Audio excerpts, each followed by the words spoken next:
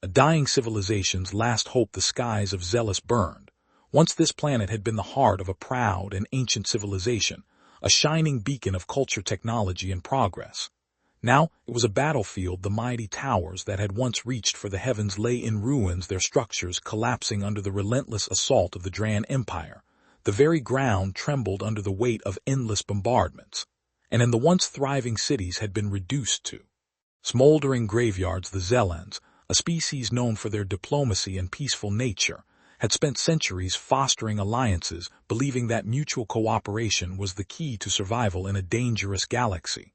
But when the war came to their doorstep, those same allies turned their backs on them. The message was always the same: we cannot afford to anger the Dran Empire. One by one, their so-called friends severed all ties, leaving the Zelan to fight alone. But the Zelan were not warriors. They had always relied on trade, negotiations, and diplomacy to resolve conflicts. Their military was weak, outdated, no match for the unstoppable war machine that was the Dren fleet. The Drens had come like an unstoppable storm, their fleet darkening the skies with thousands of warships. They did not ask for surrender. They did not demand tribute. They came for one purpose, only destruction. Now the last remnants of the Zelvan leadership sat in a fortified bunker beneath their ruined capital, watching the reports come in. The planetary defense grid had collapsed. Their remaining warships had been annihilated. The Drens were systematically erasing their entire race. The end was near. Chancellor Veen, the highest-ranking official still alive, stared at the holographic display with empty eyes. His once pristine robes were torn and stained with blood, his face lined with exhaustion. Around him, his advisors whispered in hushed tones, their voices trembling with fear. "We must send another distress call," one of them pleaded. "Surely someone will answer." Vane let out a bitter laugh. "We've sent hundreds. No one is coming." Silence filled the bunker. The truth was painful, but undeniable. Still, desperation had a way of forcing hope where none should exist. One of the technicians, a young Zeldan barely out of training, hesitated before speaking. There is one more option." Vane turned, eyes narrowing. "What option?" The technician swallowed hard. "We could send a signal to the humans." The room fell silent again. But this time, it was different. There was no hope in their expressions, only uncertainty. Humans, a species that most of the galaxy knew very little about. They had only recently entered the galactic stage, and though they had not yet fought any major wars, there were rumors, stories of their brutal history, of the wars that had nearly wiped them out, of their unbreakable resilience. But the most disturbing thing, no one truly understood their military power. Unlike other species, humans did not flop their weapons, did not display their warships in grand parades. They stayed quiet, observant. Some believed this meant they were weak. Others, however, whispered a different theory, that humans were hiding something. Veen stared at the technician for a long moment. "We don't even know if they'll receive the message." The technician nodded. "We don't. But at this point, what do we have to lose?" The Chancellor exhaled slowly. He looked at the reports again. Millions of Zelan were already dead. If they did nothing, their entire species would be extinct within days. Finally, he gave the order, "Send it." The technician's hands moved swiftly, inputting the emergency distress signal into the system. Unlike the previous calls for help, this one carried no request for negotiations, no plea for alliances. It was a single simple message to humanity: "We are dying. If you can hear this, help us." The signal was transmitted across the vast emptiness of space, traveling faster than light, reaching deep into the unknown. For a long moment, nothing happened. Vane let out a tired sigh. It was foolish to hope. They had tried everything. This would be no different. But then the console beeped a response. One of the officers gasped, eyes wide with disbelief. They answered. Vane's heart pounded in his chest. Put it through. The speakers crackled, filled with static. Then a voice, cold, calm, controlled. "We heard you." No formal introduction, no questions, just those 3 words. A chill ran down Vane's spine. The voice held no emotion, no hesitation. It was the voice of someone who had already made a decision. "Will you help us?" Vane asked, his voice almost breaking. There was a pause. Then the response came, short but terrifying in its certainty. "Stand by." The transmission ended. Vane felt his knees go weak. He turned to his officers, barely able to process what had just happened. "Stand by." What did that mean? Were they coming? Were they sending aid? His mind raced with questions. But before he could speak, the entire bunker shook violently. The officers panicked, thinking it was another attack. But when they checked the scanners, their breath caught in their throats. A massive tier had formed in space above Zealous. It was not a wormhole, not a rift, but something else, something unnatural. And then from the darkness they emerge. At first it was just one, then 10, then 100 black angular warships, unlike anything the galaxy had ever seen, silent, ominous, unstoppable. They had expected a few human vessels. Instead they got an entire fleet. The air inside the Zelvan bunker was heavy with tension, every officer frozen in place, as they stared at the scanners in disbelief. The display flickered, struggling to make sense of what had just appeared above their dying world. No one had expected the humans to respond. Much less this quickly. Chancellor Vane gripped the edges of the console, his hand shaking. The distress signal had been sent barely an hour ago. And now, the scanners were detecting an entire fleet descending upon their planet. How is this possible? One of the officers stammered. They couldn't have traveled here this fast. Vane said nothing, his gaze locked on the tactical display. The incoming ships moved with perfect precision, their formations tight, their approach calculated. It was not the reckless charge of a species desperate to prove itself, nor was it the slow, arrogant crawl of an empire that believed itself invincible. This was something else. A chill ran down his spine. Open a channel, Vane ordered, his voice steadier. Then he felt the communications officer hesitated, fingers hovering over the controls. You really think they'll answer? Vane's expression darkened. We're about to find out. A moment later the speakers crackled to life. The same cold, steady voice from before filled the bunker. Sys command, this is Fleet Admiral Khan of the United Terran Navy.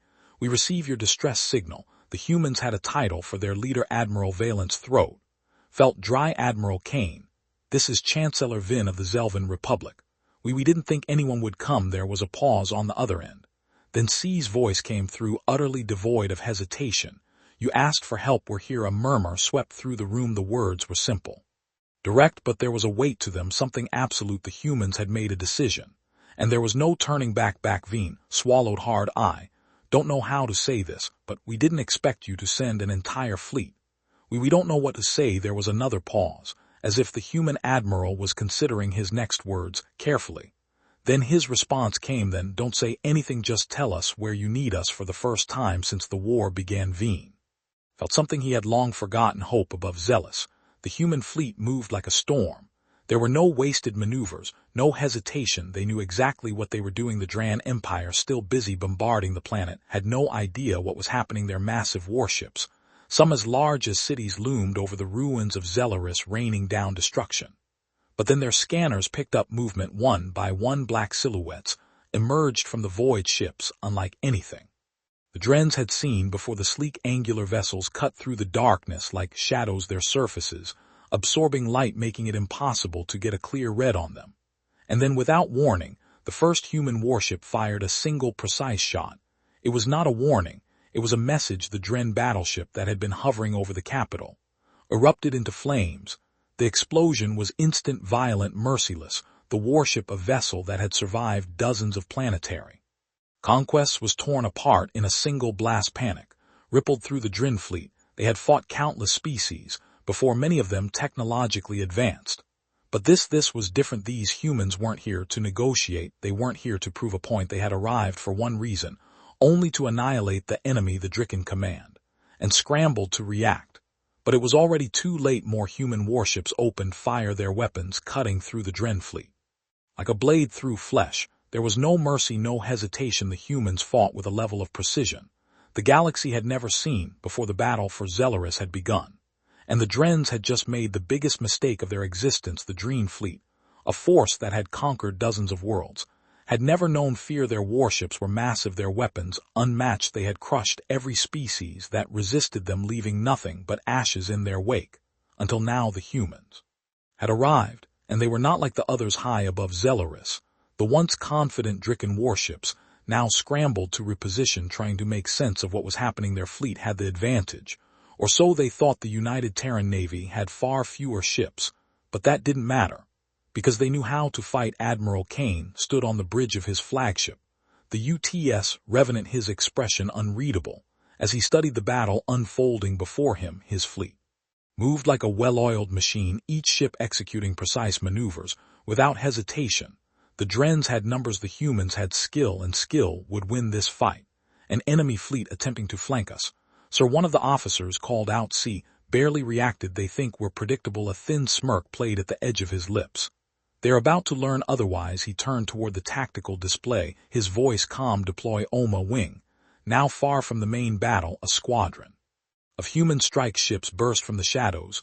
The Dren warships had no idea they were there.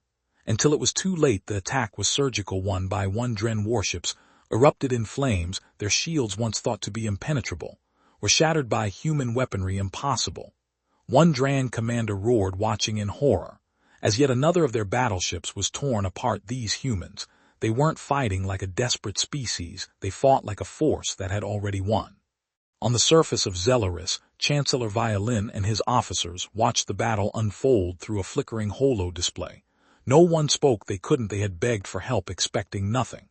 And now, before their very eyes, humanity was turning the tide of the war. The Zelen had studied every known species in the galaxy. They had categorized them by strength, intelligence, and military power. Humanity had been a mystery. Some thought they were weak, others believed they were too few to be a real threat. But now Veen understood the truth. They were something else entirely. Chancellor, one of the officers whispered, I think the Drens are losing. Veen exhaled shakily. No, he murmured, they've already lost aboard the Dren flagship. Chaos erupted. Admiral Zork's, leader of the Dran invasion force, stared at the tactical display in disbelief. His fleet, his unstoppable armada, was falling apart. The humans weren't just winning, they were dismantling his forces piece by piece. They weren't supposed to be like this. Zor 5 bellowed, slamming a fist onto his command console. We crushed their colonies. We outnumbered them 10-1. But no one out of shouting could change the reality before him. His forces were being wiped out. One of his officers turned, their expression grim. Sir, we should retreat. Zor's claws dug into the metal railing. Retreat. We are the Dren Empire. We do not. Boom. The ship shook violently. Sparks flew. Lights flickered. Direct hit to the starboard side shields are failing. The holo display showed the cause. The UTS Revenant was coming straight for them, and it was not slowing down. For the first time in his life, Zorks felt fear. He had underestimated the humans, and now he was going to pay the price. The once mighty Dren fleet was no more. What remained of their warships drifted in the void, burning wrecks, powerless husks, and shattered hulls. Some had managed to flee, but even they knew the truth. They hadn't just lost, they had been humiliated. Aboard the UTS Revenant, Admiral Kane stood in the center of the command deck, watching the final moments of the battle. His officers were already securing surrendering Dren ships and transmitting victory reports back to Earth. But Kane knew one thing: this was just the beginning. Sir, the Dren flagship has gone silent. One of his officers reported their weapons are offline, their engines are dead. They have nowhere to go. C nodded. Open a channel. The holo screen flickered, revealing Admiral Zorks. The Dren commander was no longer the arrogant, overconfident warlord he had been just hours ago. His once pristine uniform was scorched, his scales darkened by smoke and fire. The bridge behind him was in ruins. Officers lying unconscious or slumped over their consoles. You lost, Kane said simply. Zork's claws dug into his ruined console. You think this changes anything, human? He spat. You think because you won one battle we will fear you? Kane's expression remained calm. I don't care if you fear us, he said. I care that you understand one thing. We are not prey. Zorak snarled, but said nothing. You assumed we were weak. Kane continued. You assumed we would break. You assumed wrong. The silence between them stretched heavy and suffocating. Then Kane leaned forward. And if the Dran Empire ever comes for us again, he said, his voice low and cold, we won't stop at just defeating you. We will end you. Zor's Claire faltered for just a moment. Then the transmission cut off. Kane exhaled, turning back to his officers. Send boarding teams, he ordered. Secure their flagship. Arrest every last one of them. Yes, sir. Across the battlefield, human forces moved in, securing what was left of the Dren fleet. Prisoner transports were filled with captured warriors, and injured Dren soldiers were given medical treatment, something the Drens never would have offered humanity. But humans were different. They weren't just warriors, they were something more. On the surface of Zeli's, Chancellor Vane could barely believe what he was seeing. The skies, once darkened by Dran warships, were now clear. The massive shadow of invasion had been lifted. The invincible enemy had been defeated by humans. We should speak with Admiral Kane, General Chorus said, breaking the Chancellor's stunned silence. We need to understand what happens next. Veen nodded. That was the real question, wasn't it? What happened next? The Drens had ruled the galaxy for centuries. Their power unchecked their forces, unmatched. No one had ever stood against them, and lived, until now, and that meant something far greater than just the liberation of Zelaris. This wasn't just a battle, this was the beginning of a new era. Veen turned toward the holo display, where the human fleet now hovered in the skies like silent guardians. For the first time in his life, he felt something he never thought he would feel again. Hope far away deep within Tricken space. News of the defeat had reached the Dran High Command. The warlords of the Empire, seated around a vast burning war table, listened in silence. The room was filled with the scent of smoldering incense, and the deep growls of their leaders. Finally, Supreme Warlord Kavar spoke. Humans, he muttered the word filled with contempt and curiosity. One of his advisors, an old battle strategist, stepped forward. My lord, this changes everything, he said carefully. Kar's claws tightened around the arms of his throne. Yes, everything had changed, because the Dran Empire had never lost a war, until now, and they would never forget it. The DRRI and High Command had ruled over the galaxy for centuries with absolute dominance. Their fleets were massive, their armies unstoppable, and their enemies always fell before them. But now, for the first time, a report sat before them that none of them wanted to read. The battle for Zelis had not only been a loss, it had been a disaster. Hundreds of Dricken warships had been annihilated. Their elite warriors trained for conquest had been captured or killed. Their proud Admiral Zorks had been humiliated and taken as a prisoner of war. And the worst part, it was humans who had done this inside the war chamber of the Imperial Throne Hall. Supreme Warlord Kavar sat upon his massive stone throne, his claws drumming against the armrest around him. The most powerful figures of the Dran Empire stood in tense silence. The massive hologram in the center of the chamber replayed the final moments of the battle. Human ships, small, fast, deadly, tearing through Dren warships with brutal efficiency, advanced Dren defenses failing against unpredictable human attack.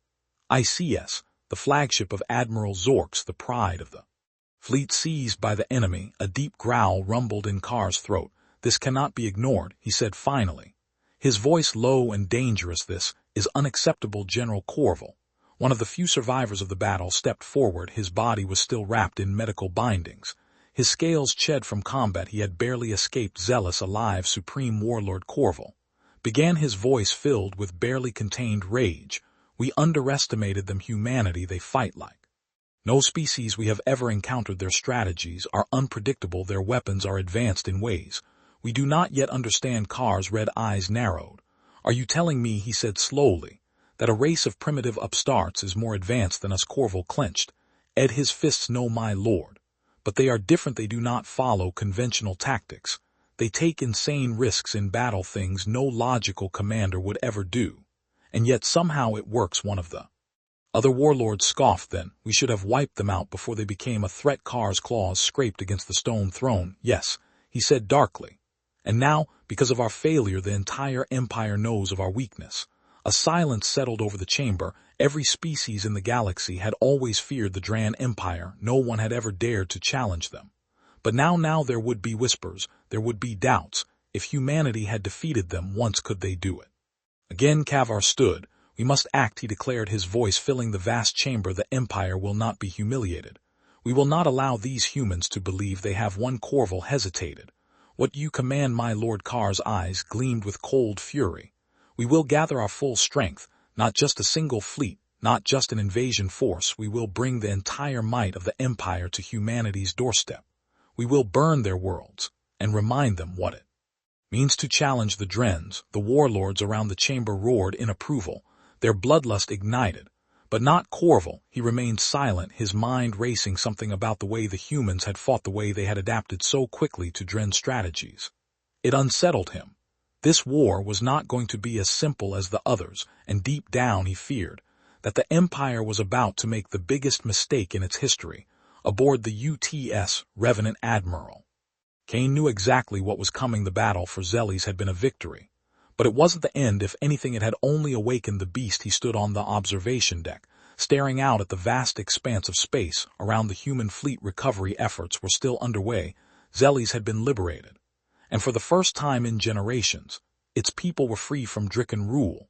But Kane knew the Drens would not let this stand. There'll come, a voice said behind him. Kane turned to see Captain Riley approaching, her arms crossed. She didn't need to clarify. He knew exactly what she meant. They won't just come, Kane said grimly. They'll come with everything. Riley exhaled. Then, we better be ready. Kane nodded. We will be. Because the battle for Zealous had proven one thing: humanity could fight. But the next battle that would decide whether they could survive the Dran Empire's war machine had finally arrived from the dark void of space, an unstoppable fleet descended upon humanity's last line of defense, thousands of warships, each armed with weapons capable of reducing planets to ash spread across the system like a massive storm. The Imperial flagship, the Doomfang, loomed at the center, a dreadnought so large it cast a shadow over the battlefield. At its helm stood Supreme Warlord Kavar, his crimson eyes burning with vengeance. He had come to do one thing: erase humanity from existence. But on the other side of the battlefield, humanity was waiting. Admiral C stood on the bridge of the UTS, Revenant, his hands gripping the console. As he watched the enemy fleet advance, every sensor, every scanner, every warning system blared with the sheer overwhelming power of the Dran arm. No fleet in history had ever faced such odds, and survived. And yet Kane did not feel fear, because humanity had prepared for this moment. Enemy fleet is charging weapons, sir, a lieutenant called out. Kane nodded. Good, let them think we're afraid. The battle erupted in an instant. Massive beams of energy sliced through space, tearing through ships with devastating force. The Drens fired first, unleashing a storm of destruction, meant to crush the human fleet in minutes. But the humans were already moving. Kane's fleet didn't fight like the Drens expected. They didn't stand their ground in a direct assault. Instead, human ships moved with unpredictable speed, darting through enemy fire, executing impossible maneuvers that no Dren commander could have foreseen. A wall of torpedoes launched from hidden platforms across the system. Dren warships built for brute force struggled to counter the overwhelming swarm of fast, intelligent weaponry. Explosions blossomed across the battlefield. For every human ship that fell, 3 Dren ships were destroyed in return. Kavar watched the chaos unfold from his flagship, his claws digging into the armrest of his throne. This wasn't possible. How are they doing this? He snarled. General Corval, standing beside him, already knew the answer. They are not fighting like us, Coral Grow. They are adapting every second. Every ship they lose, they learn. They are not an empire like ours, built on conquest. They are warriors forged in the fire of survival. Kavar roared in fury. Then we will crush them faster. All ships forward. Destroy their command ship, the Doomfang, the most powerful ship in the Dren fleet. Turned its weapons toward the UTS Revenue. Its main cannon, capable of erasing entire moons, began charging on the human flagship. Alarms blared. Sir, the enemy dreadnought is locking on. C's jaw tightened. We knew this was coming. He turned toward Captain Riley. Is the package ready? She gave a grim nod. Ready to deploy. Kane exhaled slowly. This was their last chance. If this failed, humanity was finished. Then let's show them what humans do when we're out of options. The Revenant suddenly lurched forward, heading straight for the Doomfang. Kavar sneered. Fools, they are throwing themselves into the fire. But something was wrong. The human ship was broadcasting something, a tight beam transmission, a signal sent directly into the heart of the Dren fleet. Before Kavar could react, his fleet systems began failing. Weapons shut down, shields collapsed, engines stalled. All across the battlefield, Treen ships were going dark. Coral's eyes widened in horror. They hacked us. Kavar froze. It was true. Humanity hadn't just outfought the Drens, they had outfought them.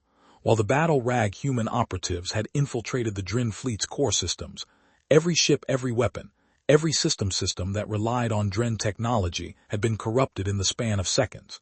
And now the greatest fleet in the galaxy was helpless. Kane watched as Dren ships drifted in confusion, their systems locked down. He leaned forward, his voice calm. An unwavering fire, a storm of human weapons engulfed the enemy. With no defenses, no ability to fight back, the Dren fleet was torn apart one by one. Their massive warships exploded into fireballs, breaking apart like dying stars. Even the Doomfang, the Empire's pride, was ripped in half, its wreckage scattered across space. Kavar stood motionless, his Empire's greatest fleet burning around him. This was impossible. This was the end, as the Doomfang began to collapse. Onslaught. Kavar turned to Corval, his voice bitter and hollow. We were never the strongest, were we? Corval, watching the fleet's destruction, simply shook his head. No, my lord, we only thought we were. The Doomfang detonated. The war was over. The Dran Empire, the most feared force in the galaxy, had been defeated, their fleets lay in ruins, their commanders captured or dead, their home world exposed and vulnerable. For the first time in history, the Galaxy Alley saw what humanity was truly capable of. They were not just another species to conquer, they were a force to be reckoned with. And as Admiral Kane stood on the bridge of the UTS, Revenant, watching the battlefield clear, he knew one thing for certain: no one would ever underestimate humanity again.